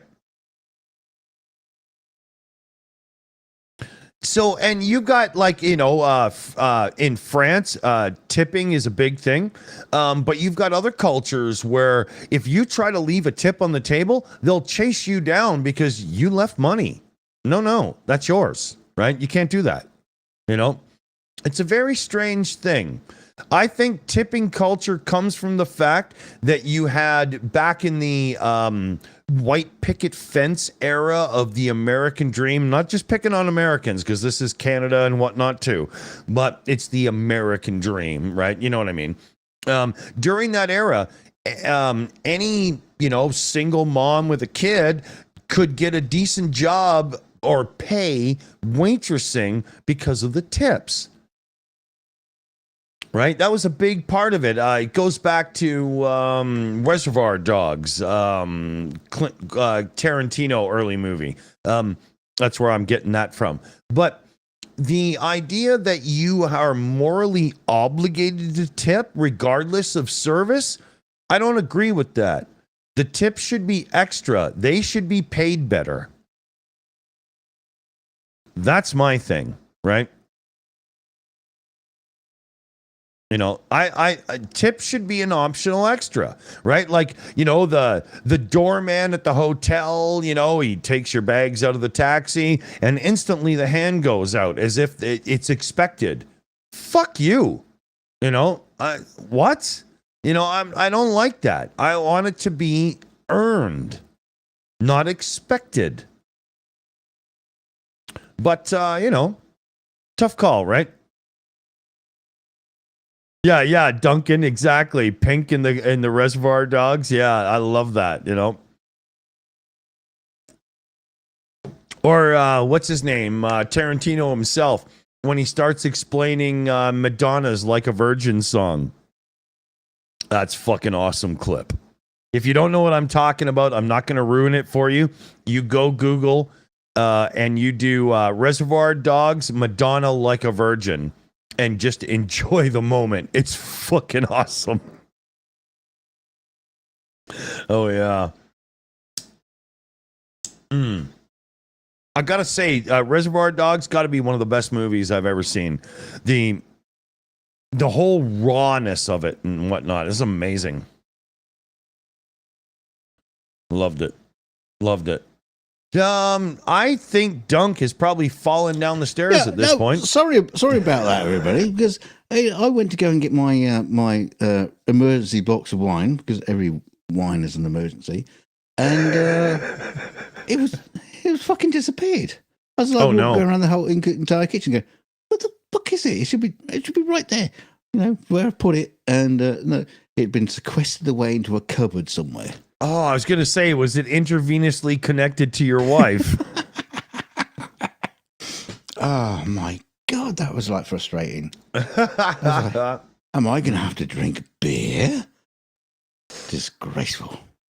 Yeah. No, KK, my tooth hasn't fallen out yet. You have to stay on the stream. It's countdown is running. And get a wobble. It's definitely not on it's all this way out. Right, so I better crack this, cork this box, and KK's is asking if the tooth fell out yet. I just answered that. Wow. You missed it. I answered that. Yeah, I was reading the question as you said it then, and I didn't hear it. No, I answered it before you even mentioned it. Never mind, carry on. Right, let me. I'm not sure box. I want to now. It was funny because when you when I took my headphones off to go off when you started doing your little bit, there's the egotistical narcissist in me, so I wanted to stay and listen to what you were saying about me while I was gone. That's why I always put you on speakers when I go, right? Because I gotta hear. Well, if I did that, you'll be going, no.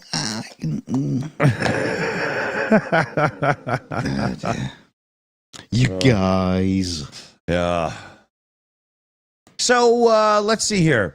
It's 6 p.m. Pacific, 9 p.m. Eastern. What's everybody out there got planned for after? I myself I got 2 beer left in the fridge. It's only 6 p.m., so of course I'm gonna have to get a couple others. And the temperature on the wall here, I got like those weather sensors outside and shit. It's finally below 40. I was going to say, even at 6 p.m., you still got a few hours before it's going to start. The air's going to cool off a bit.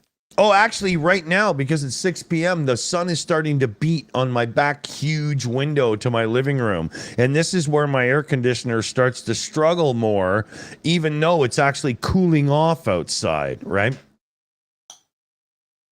I gotta order some of that UV, film and whatnot. It's not really UV, and I know heat is the other side, but I gotta order some of that film to help. Because my air conditioner is starting to struggle. I'm gonna have to spend like $400 coming up. Oh my god. Uh-oh. $400 for me is a shit kick, Super chats, general donations, and anything like that can, really helps. Yeah. Yeah, if you want to be able to see me put my hands in the air without sweaty pits, I need... I know you guys think we're all like YouTube millionaires and all that kind of stuff. But, I fucking wish. Not yet. No, I'm more like Gilligan on Gilligan's Island. That's about my pay grade right now. PJ says, at least you got air conditioning as a luxury. Luxury. Yeah. In the UK. I find that strange because they sell them on Amazon. Is that, The thing is in the UK, you kind of like need it for about 2 weeks in the year. But why not buy a window air conditioner and plug it in for 2 weeks of the year then, right? Yeah, you got to put it somewhere else. Yeah. It's called a closet. It's not a bad thing. Closets are full of other shit. Well, make room. Well, I just took my wine out of a closet. There you go. I've made room. Yeah. But I do like the fact that heat pumps are coming to the smaller window air conditioners. So they're a lot quieter. They run more efficient, a lot more efficient. So I am considering, doing the spended, right? Right. But Felix and I are trying to save up for a vehicle right now. And if I've got to spend like $450 or something on an AC, it hurts, I'll figure it out. Well, can't you get one on wheels? Yeah. Come on, kid. We're going to drive the air conditioner to the grocery store. Why don't you get like a Ford F-150 and plug the air conditioning into your house? I don't drive pickups, dude. Not my thing. I don't think I actually know. I've had a couple of pickup trucks, but it's not really my thing. All right, a Rolls Royce then. Oh yeah. That's definitely not my thing. Can you imagine? See, you got a super chat. It's all right. You're on the way. Hey, Chuck Humorous. It's blurry to me right now. This is not easy. $25 super chat, no less. For the beer chiller AC fund. I'm putting that in there, dude. I am. Thank you. I got to deal with this. I mean, how much is a Rolls Royce? To get to the kind of Rolls Royce I would buy would be about $4,000 because I just, right? No. If you're buying a Rolls Royce at $4,000, I don't think they made air conditioners in those years. No, but it wouldn't work. Neither would the fluid suspension and all that. Oh, yeah. No, Felix and I are saving up to get ourselves a Jeep XJ, if you know what I'm talking about. The square Cherokee. That's what we're going for again. We've had a couple of those. I used to be a real sports car guy, but I'm kind of old and broken now, and I don't think I really want a clutch anymore. Yeah, you don't need to pick up chicks anymore. Well, it didn't work then.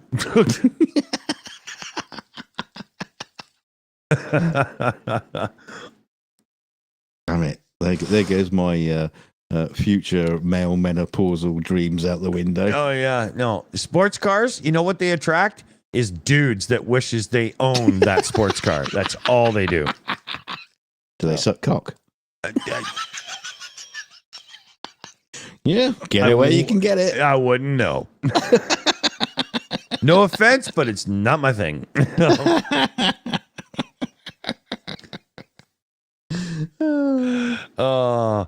Spartacus just sold a 69 Bronco. Oh, now that's a rig I could handle. Yeah, that's not bad. Good one. Yeah, very good. We're coming up on 2 hours here. What do you think? Took me 2 hours to find my bloody box of wine. Well, we better let you pour one at least. Yeah. Or drain one. How does that work? Drain. I'll pour it in a few hours' time. I'll be draining it. I think that's how it works. I'm not a biologist, but I think that's how it works. If you were a biologist, you could have explained the whale story from earlier. That's sad, man. I hope that shit doesn't keep happening. Because to me, when I think of like whales beaching themselves, I just think of like poisoned oceans, and they literally just are trying to find a better home, and they're just like, oh fuck, that didn't work, right? You know. Well, I mean, look, you can take the positive side of it. They say the oceans are rising. If the whales keep jumping out, that will keep the levels down. So we're all right. Yeah. FED in the chat's asking, do you need a personal bartender? I'll give you my address. Oh, yes, please. So let's see. Good consumer advice. What will we give out tonight at the end of the show? Oh, we did do some tonight. I can't remember what it was. I'm pretty stupid. Yeah. If you find yourself with cotton balls in your pocket, you're probably just not reaching hard enough through the hole to find the real ones.